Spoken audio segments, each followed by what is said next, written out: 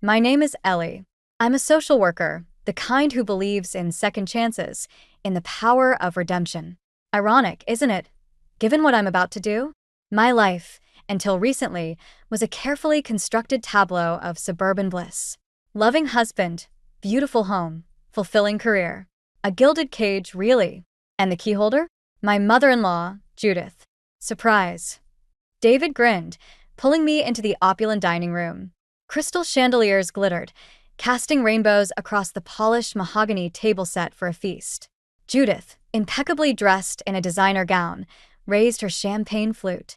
"We're so thrilled, darling. David tells me you're finally seeing sense about family." My stomach lurched. Family. The word tasted like ash in my mouth. I hadn't told anyone I was pregnant, let alone considering terminating it. David squeezed my hand, oblivious to the silent scream building in my throat. "Isn't this wonderful, Ellie? Mother's throwing us a celebration." I forced a smile, my fingers curling around the stem of the champagne flute. "It's a surprise," I managed, my voice a strained whisper. Judith's hawk-like gaze settled on my face, a triumphant glint in her eyes. "Oh, don't be coy, dear. We all know what this is about. It's about time you embraced your role, your duty." My role. My duty. Judith's favorite words. According to her, my sole purpose in life was to produce an heir for the Vance dynasty. Never mind my career, my aspirations. Those were frivolous pursuits, easily discarded in the face of family obligation. David, bless his oblivious heart, was beaming. He'd always wanted children, a whole brood of them, filling our perfectly manicured lawn with the echoes of laughter. He'd never understand my hesitation, the fear that motherhood would swallow me whole, transforming me into a pale imitation of Judith, obsessed with social status and lineage. "Mother insisted on celebrating," David said, his voice laced with pride. He nudged me playfully. "She's already planning the nursery. Italian marble, hand-painted murals." My smile tightened. Judith was already decorating a nursery for a child that might not even exist. A wave of nausea washed over me, and I excused myself, rushing to the powder room. I stared at my reflection, the woman staring back a stranger.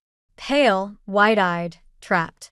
I splashed cold water on my face, trying to regain my composure.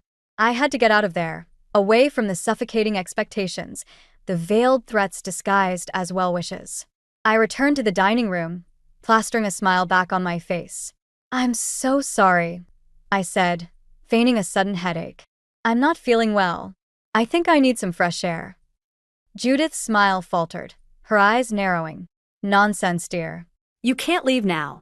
We haven't even had dessert yet." "I really must," I insisted, my voice trembling slightly. "I'll be fine. Just a bit overwhelmed, that's all." I glanced at David, hoping he'd understand, intervene. He frowned, concern etched on his face. "Are you sure, Ellie? You look a bit pale." "I'm sure," I said, grabbing my purse. "I'll see you later." Before anyone could protest, I turned and fled, the weight of Judith's expectations pressing down on me like a physical burden. As I stepped out into the cool night air, I knew this was just the beginning, the first crack in the foundation of my gilded cage. And I had a feeling it wouldn't be long before the whole thing came crashing down. The following morning, the tension from the previous night lingered like a stale perfume. David, ever the peacemaker, tried to bridge the chasm that had opened between his mother and me. "Ellie, Mother's just excited," he said, his voice gentle. "She wants what's best for us." "What's best for us?" I repeated, the bitterness seeping into my words. "Or what's best for the Vance family legacy?" He sighed, running a hand through his hair. "Don't be like that. She just wants to be involved." "Involved?" "She's trying to orchestrate our lives," I countered, the memory of Judith's triumphant smirk flashing before my eyes. "She announced my pregnancy to the world before I even had a chance to process it myself." David looked conflicted, torn between loyalty to his mother and understanding for my feelings. "She got carried away, that's all. She means well."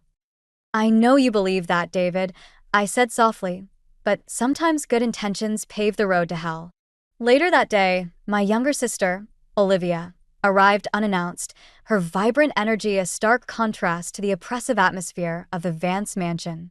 Olivia, a free-spirited artist, was my confidant, the one person who truly understood me.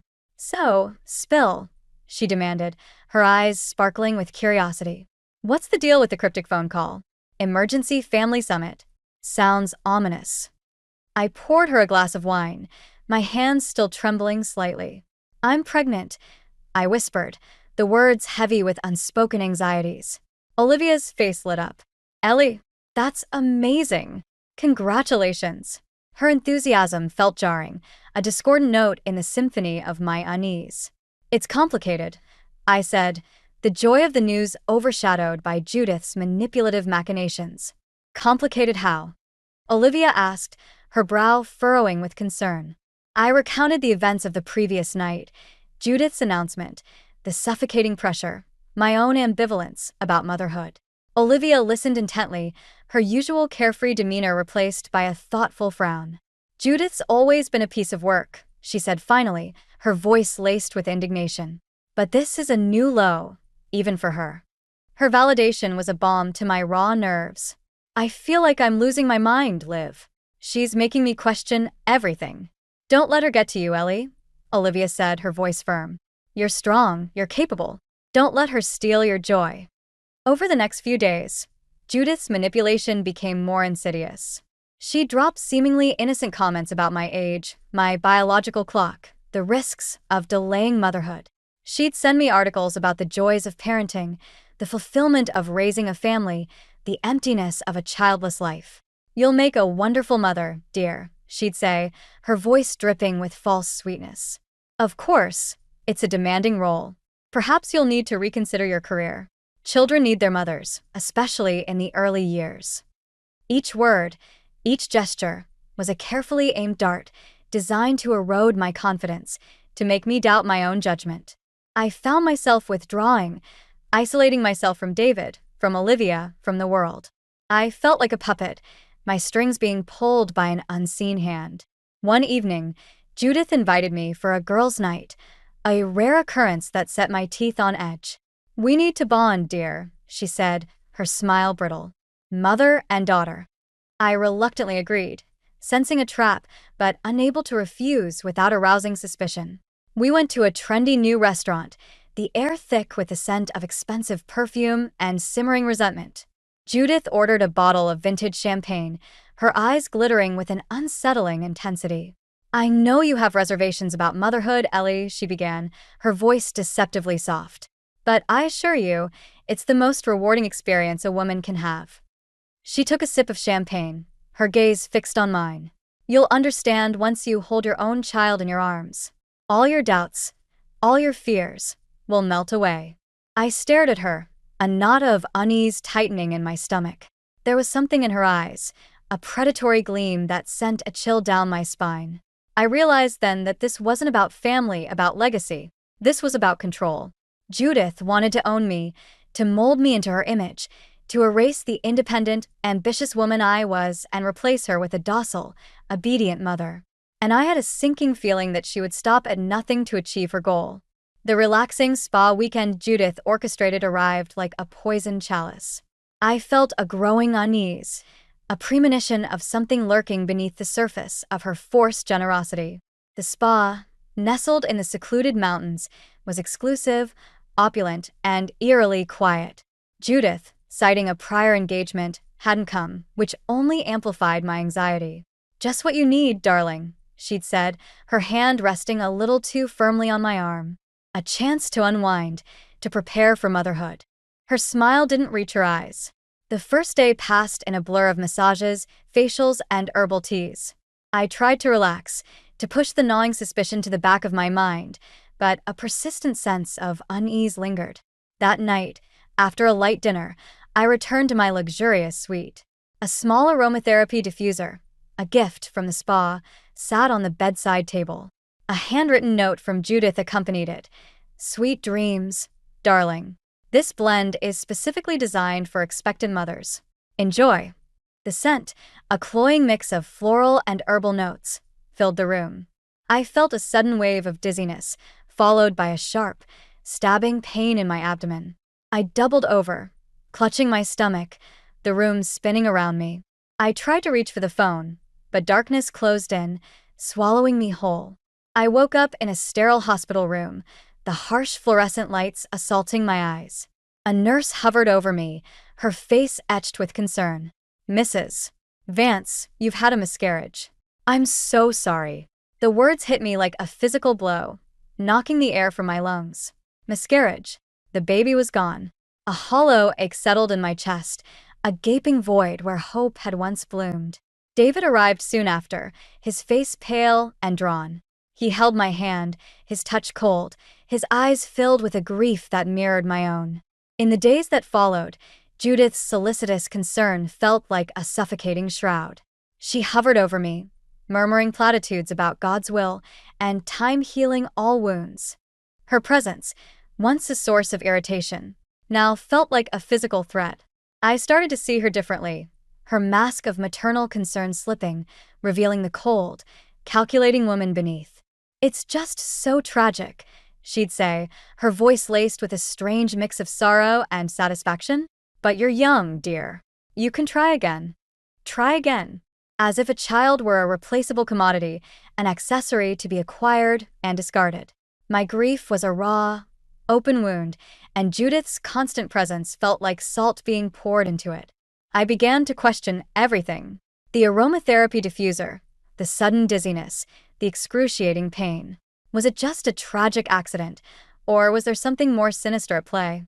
David, consumed by his own grief, remained oblivious to my growing suspicion. He attributed my erratic behavior to the trauma of the miscarriage, the emotional roller coaster of loss. "You need to rest, Ellie," he'd say, his voice filled with concern. "You're not yourself." But I was myself. For the first time, I was seeing clearly, the scales falling from my eyes. I saw Judith for who she truly was, a master manipulator, pulling the strings from behind the scenes, orchestrating events to suit her own twisted agenda. And I knew, with a chilling certainty, that my miscarriage was no accident. One afternoon, while David was at work, I decided to investigate. I drove back to the spa, my heart pounding in my chest. I spoke to the spa manager, feigning interest in booking another stay. I casually inquired about the aromatherapy diffusers, the specific blend Judith had gifted me. The manager frowned, her brow furrowing. "We don't offer personalized blends, madam," she said, a flicker of confusion in her eyes. "All our diffusers contain the same standard blend of lavender and chamomile." My blood ran cold. Judith had lied. The diffuser she'd given me wasn't a harmless gift. It was a weapon. I left the spa, my mind racing, the pieces of the puzzle starting to fall into place. I remembered Judith's personal assistant, Ethan, a quiet, unassuming man who always seemed to be lurking in the shadows. He'd been at the spa that weekend, ostensibly to assist Judith with some errands. But now, I suspected his role was far more sinister. The world tilted on its axis. The spa's confirmation that they didn't offer personalized blends was the crack in the dam, releasing a torrent of suspicion. Judith's gift wasn't a thoughtful gesture. It was a calculated act. But why? What possible motive could she have for wanting me to lose the baby?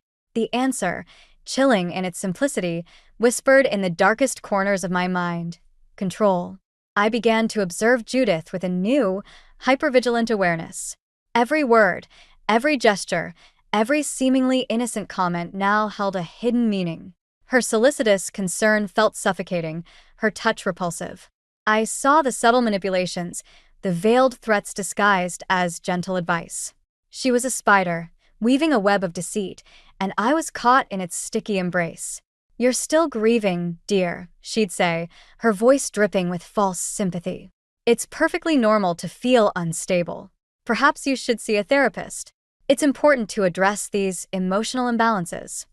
Her words, meant to soothe, felt like tiny needles pricking at my sanity. She was gaslighting me, making me question my own perceptions, my own reality. Was I overreacting? Was I imagining things? Was my grief warping my judgment? The doubts, fueled by Judith's subtle manipulations, gnawed at me, eroding my confidence, my sense of self. I confided in David, hoping for support, for validation. But he, blinded by his own grief and his unwavering faith in his mother, dismissed my concerns. "Ellie, you're being paranoid," he said gently, his voice laced with concern. Mother would never do anything to hurt you. She's just worried about you. His words, meant to comfort, felt like a betrayal. He couldn't see what I saw, couldn't grasp the insidious nature of Judith's manipulation.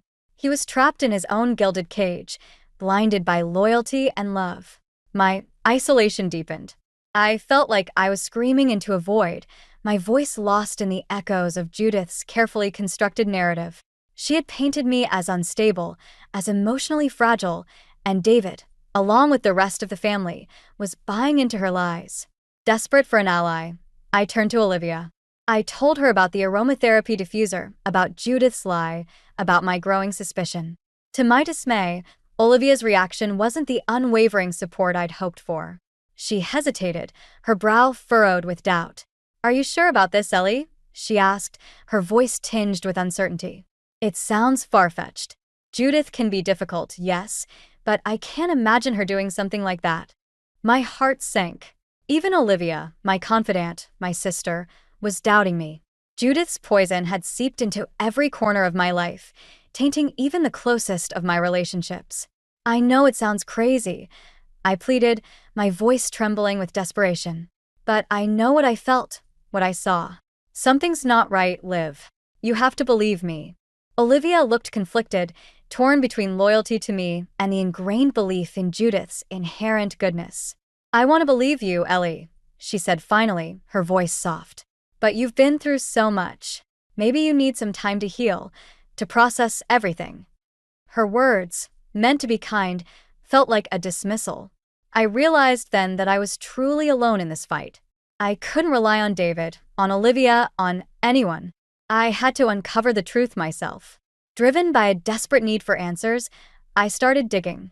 I researched aromatherapy, focusing on essential oils that could induce miscarriage. I contacted the spa again, this time posing as a journalist investigating alternative therapies. I learned that certain oils, when used in high concentrations, could indeed be harmful, even dangerous. Then, I remembered Ethan, Judith's ever-present assistant. He'd been at the spa that weekend. He'd been the one who delivered the diffuser to my room. I started researching him, delving into his background, his connections. And that's when I found it. A small, seemingly insignificant detail that shattered the remaining fragments of my naivete. Ethan had a background in pharmacology. He wasn't just a harmless assistant, he was Judith's weapon.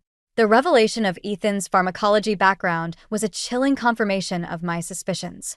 He wasn't just a harmless assistant, he was Judith's instrument, her means of enacting her twisted schemes. The pieces of the puzzle clicked into place, forming a horrifying picture. Judith, desperate for a heir, had orchestrated my miscarriage, using Ethan's knowledge to tamper with the aromatherapy diffuser. The realization hit me with the force of a physical blow, leaving me breathless, trembling with a mixture of grief, rage, and a chilling sense of purpose. My paranoia intensified, morphing into a hypervigilance that bordered on obsession. I saw Judith's machinations everywhere, in every conversation, every gesture. The world became a minefield of hidden meanings, veiled threats, and subtle manipulations. I withdrew further into myself, isolating myself from David, from Olivia, from everyone who might inadvertently betray me to Judith. David, increasingly concerned by my erratic behavior, attributed it to the lingering trauma of the miscarriage. Ellie, you need help, he'd say, his voice filled with a mixture of love and exasperation. You're not well. You need to see a therapist. His words, meant to express concern, felt like accusations. He wouldn't see, the truth. He was trapped in Judith's web of deceit, blinded by his loyalty to his mother. One evening, while rummaging through some old boxes in the attic, I stumbled upon a stack of Olivia's artwork. Beautiful, vibrant paintings that showcased her unique talent. Tucked amongst the canvases, I found a series of bank statements addressed to Olivia, with substantial deposits from an unknown source. My heart pounded in my chest as I examined the statements more closely. The account number was linked to a shell corporation owned by Judith. The truth hit me like a tidal wave. Judith wasn't just manipulating me, she was manipulating Olivia as well. She was funding Olivia's art career, using her financial dependence as leverage to gain information about me, to control my sister, to turn her into an unwitting pawn in her twisted game. I confronted Olivia. The bank statements spread out on the table between us. Her initial reaction was denial, then confusion, then a dawning horror as the realization of Judith's betrayal washed over her. I didn't know, she stammered, her voice trembling. She said it was a gift, an investment in my talent. She used to live, I said, my voice laced with anger and sorrow. She used you against me. Olivia's face crumpled, tears streaming down her cheeks. I'm so sorry, Ellie, she whispered, her voice choked with emotion. I didn't know. I swear I didn't know. In that moment, the last vestiges of my isolation shattered. I had an ally, a co-conspirator in my fight against Judith. Olivia, heartbroken and enraged by Judith's betrayal, vowed to help me expose her, to bring her down. Together, we began to gather evidence, piecing together the intricate web of Judith's lies and manipulations. We uncovered emails, text messages, and financial records that exposed the extent of her machinations, the depth of her depravity. We discovered that Judith had been systematically undermining my relationship with David, planting seeds of doubt about my sanity, my fitness as a wife and mother. The weight of Judith's betrayal was crushing, but it also fueled a burning desire for revenge.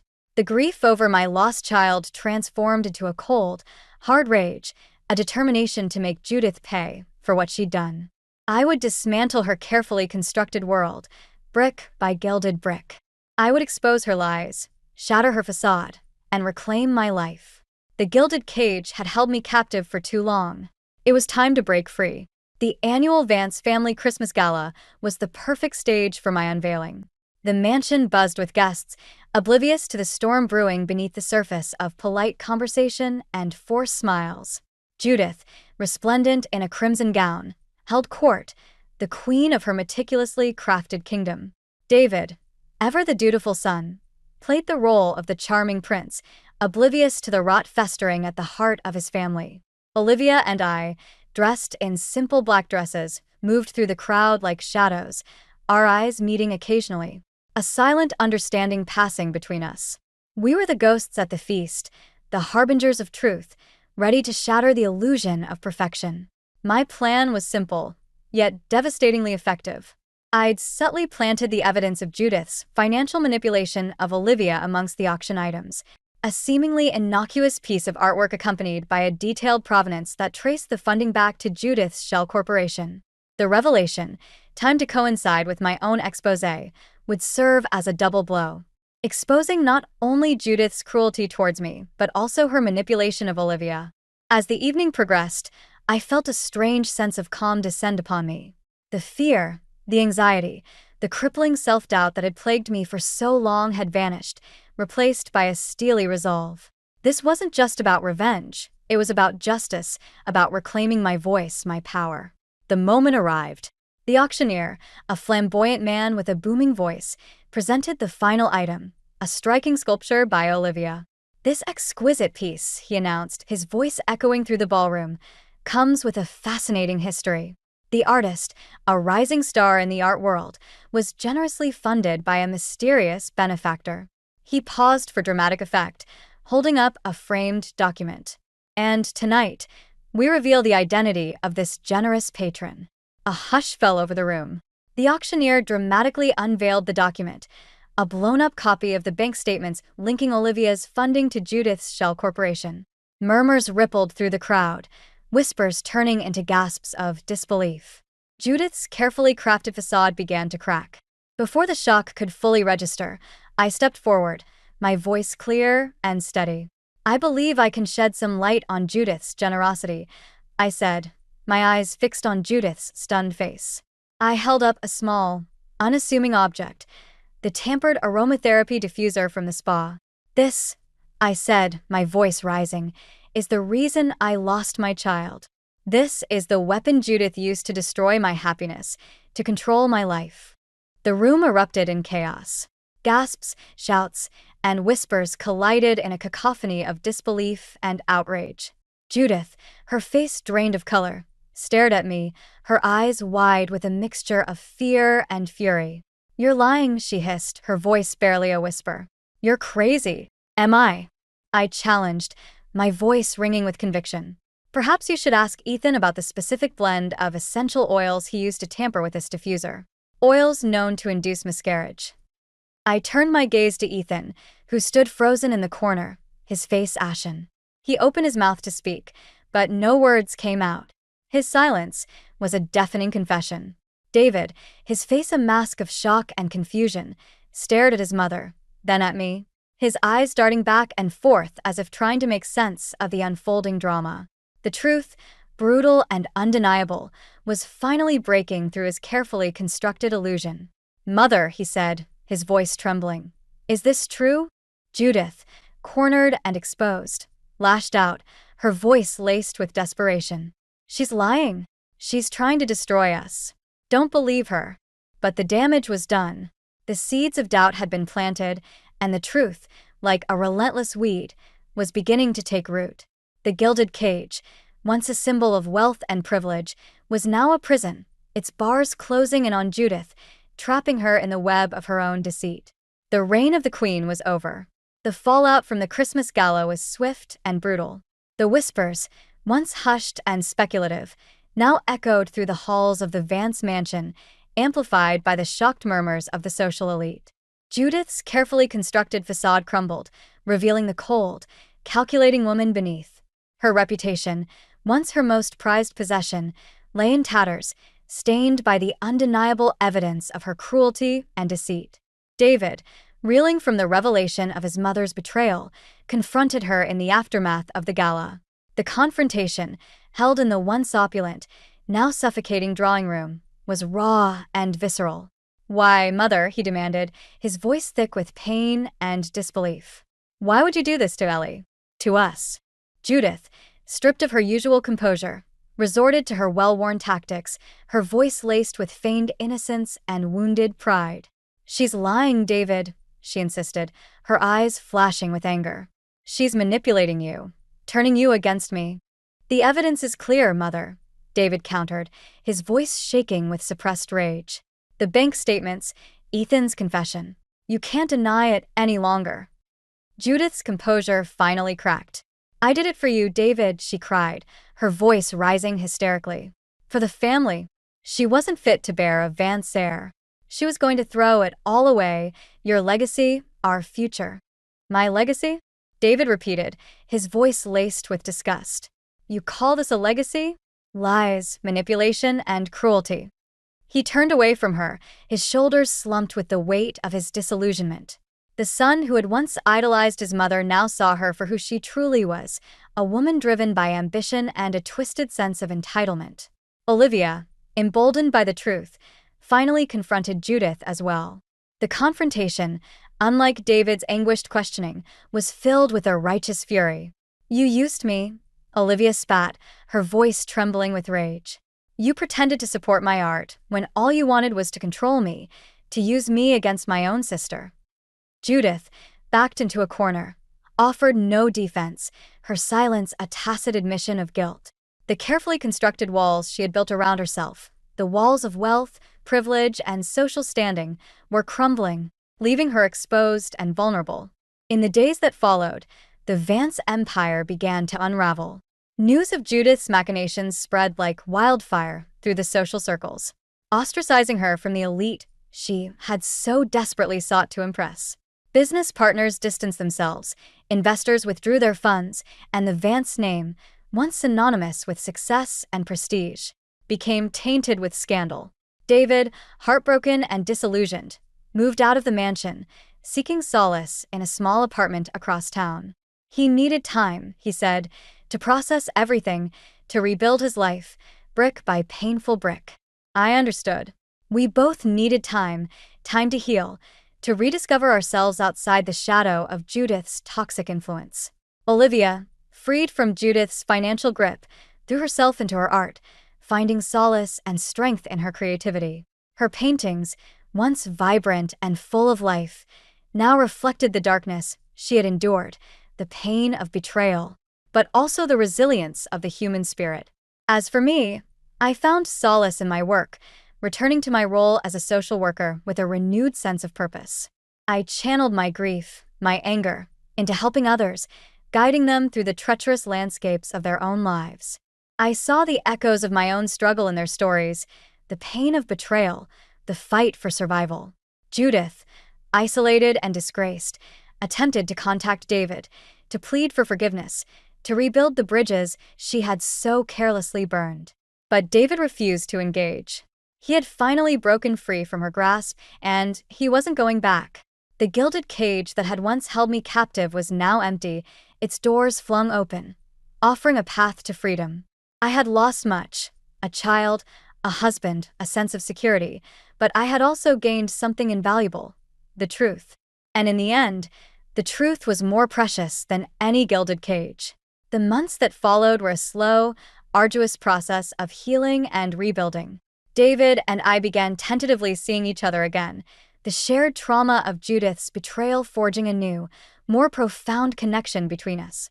Our conversations were hesitant at first, filled with silences and unspoken anxieties, but gradually we began to talk, to truly listen to each other, to understand the pain we had both endured. We talked about the future, about the possibility of children, the dream of a family, but this time the conversation was different. It wasn't about fulfilling an obligation, a societal expectation, but about a genuine desire to build a life together. A life free from the shadow of Judith's manipulative influence. My work became my sanctuary, a place where I could channel my pain into purpose. I found a renewed sense of fulfillment in helping others navigate the complexities of their own lives, their struggles echoing my own journey of healing and resilience. I realized that the strength I had found within myself, the strength to confront Judith, to expose her lies, was a strength I could share with others. One rainy afternoon, I received a call from the nursing home where Judith now resided. She was asking for David. Her health was failing, they said, and she wanted to see him one last time. I relayed the message to David, my heart pounding in my chest. He was silent for a long moment, his face etched with a mixture of sadness and resignation. "I'll go," he said finally, his voice quiet. "Not for her, but for myself. I need to close this chapter of my life." He visited Judith the following day. I didn't ask him about the details of their conversation. Some wounds, I knew, were too deep to heal, some bridges too broken to rebuild. He returned that evening, a profound sense of peace settling over him. "She didn't apologize," he said, his voice soft, "but I didn't expect her to. I told her I forgave her, not for her sake, but for mine. I needed to let go of the anger, the resentment, to finally move on." Judith died a few weeks later, alone and forgotten. Her passing was a ripple in the vast ocean of life, barely noticed by the world she had so desperately sought to conquer. The Vance Empire, once a symbol of her ambition and ruthlessness, was dismantled, its assets liquidated, its legacy tarnished. Olivia, flourishing in her newfound freedom, held a successful exhibition of her artwork. Her paintings a testament to her resilience and her artistic vision. She dedicated the exhibition to me, a tribute to the sisterhood that had been tested but not broken. David and I, hand in hand, began to rebuild our lives. We moved out of the Vance mansion, the memories of Judith's toxic presence too heavy to bear. We found a small cottage by the sea, a place where we could breathe freely, where the air wasn't thick with expectation and unspoken resentments. One crisp autumn morning, I woke up with a familiar flutter in my stomach.